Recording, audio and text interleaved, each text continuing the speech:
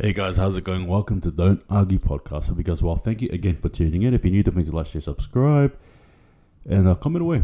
In saying it though, before we get into it, DJ, hit that intro.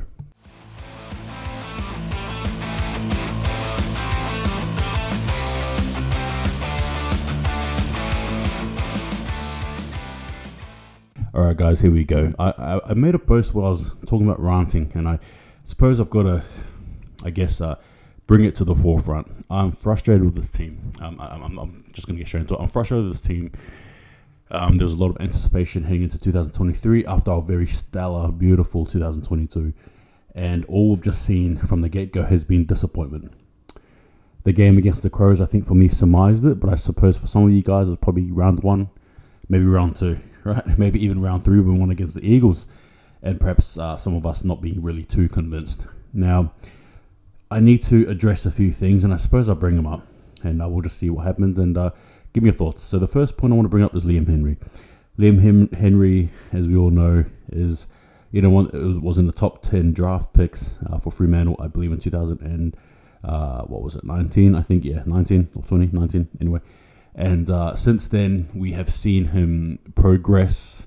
Some may argue not progress, and we've sort of seen him grow. Now, what he offers, I think, is unique speed, right, and awareness, and I suppose athleticism. But what he doesn't bring is basically that, I suppose, to a degree. The athleticism is there, but everything else I've talked about is not there. He seems to split the crowd, right, between a lot of us fans. These are people who like him, people who don't, people who defend him, people who don't. And I suppose for me, ultimately, you need to realize, what is he providing the team? Is it good? Is it bad? And why is he getting selected?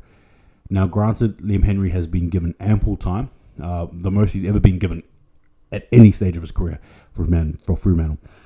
And what you're sort of seeing is, it's hard to describe, but it's someone that's trying, but I suppose they're not good enough. And I suppose it sounds a bit rude, so I apologize, but I suppose that's just probably the best way to sum it. Now, in saying that, does he have potential? You bet. Can he rise to the demands of us Freo fans? I think he can, but at the same time as well, going with how we're playing, you might probably argue and say he needs to get off. I don't know what else to do. I'm not the coach. The second point as well is, ironically, it's the coach, Longmuir. He's just a different game plan altogether. As Freo played when I watched them play live against the Crows, they were stopping, right, almost looking to their side to do things, and it was very stop-start, actually very stop-stop, actually. There was not very much start at all.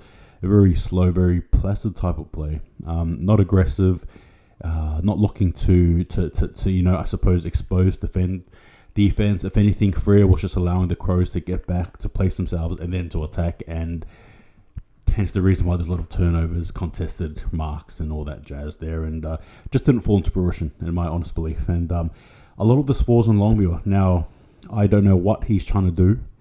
You might say it might be the loss of, what's the other guy's name? I forgot his name, but last name, Mr. Carr, I suppose I can call him, who's now in port. Many people are pointing the finger at him, saying that's the reason why we're like this, and I just don't know. I don't know.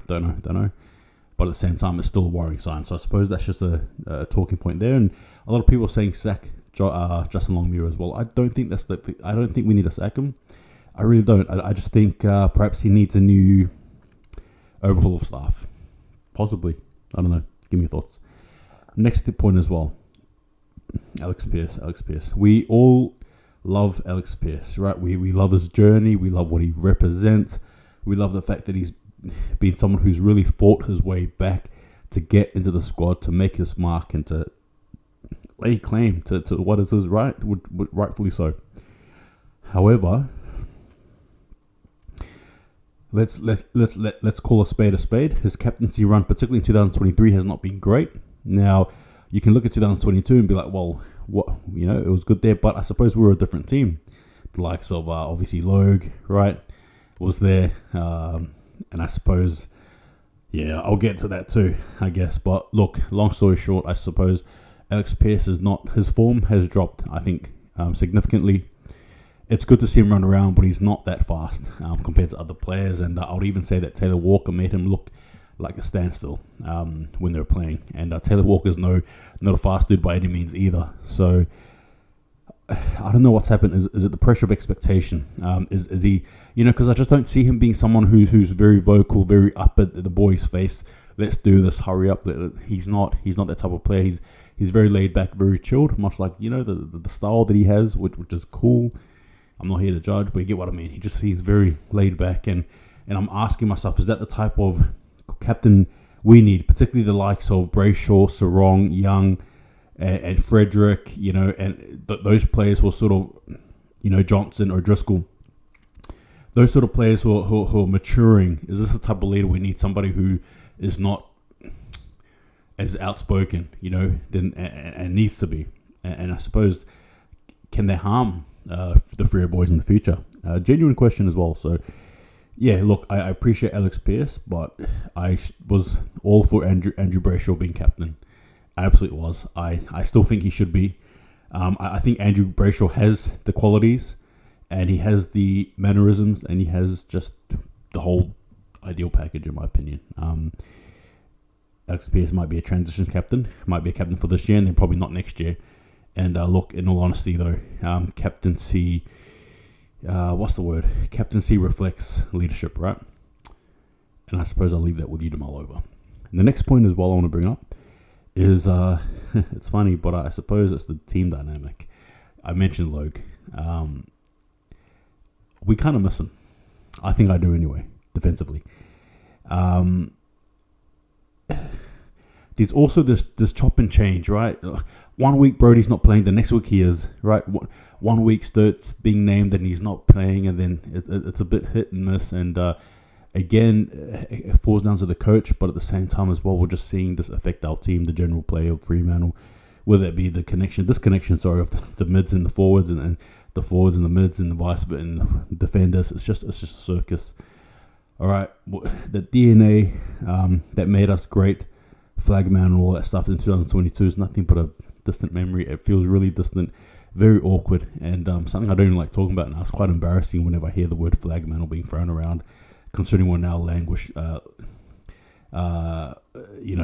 sitting uncomfortably at 15th place. So there's just a DNA that's been missed, and of course we can name players. We can name the likes of Mundy, we can name the likes of Fife.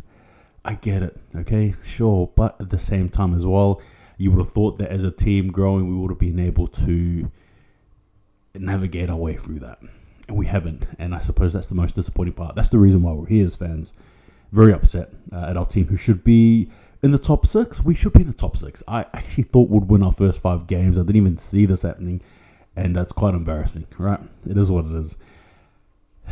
It's not great. It's not good. And I suppose we're finishing that off. Look, there's probably more topics I can talk about. I thought I'll just try and summarize it just quickly for you guys here. So bear with me as I summarize this. Fremantle have gone backwards. Not only have we gone backwards, we've fallen backwards. The expectation, the everyone's predictions of the team, of how we would play, has been flushed down the toilet. Honestly, it has been. Fittingly enough, like a Docker, right? I think we've been stuck, quite literally, going nowhere. And similarly, it just seems like us fans have been as well. And just quickly as well, these I see this on social media between Freo fans. You're allowed to critique the team, you're allowed to critique players, so long as it's not overboard and obviously touching racism and all that other personal stuff as well. I have no issue with it. I'm not really a fan of people saying, if you bag the team out, you're not a fan. Bagging the team out is different to critiquing the team. I know this very well, don't you worry. And you're allowed to express yourself. If you're not happy, you're allowed to say it, right? So with that being said, it doesn't change the fact that we are in a dire situation. However, I want to finish off on a good note. There is hope. There is hope in the sense that we've been here. We know what it's like to be good, I guess, quote unquote good. And I suppose you can just hope that we can go back and, I suppose, do a bit of soul searching. It's not over yet. We have some key injuries. And yeah, that's it. That's just the end of my rant. Give me your thoughts. All right, I don't know what else to say. After Dockers, I can't wait for our game against the Suns. Stay tuned for tomorrow. I've got a preview against the Suns, as well as tips as well. And I'll see you guys next time. Give me thoughts. Take it easy. See you guys next time. And just remember, don't argue.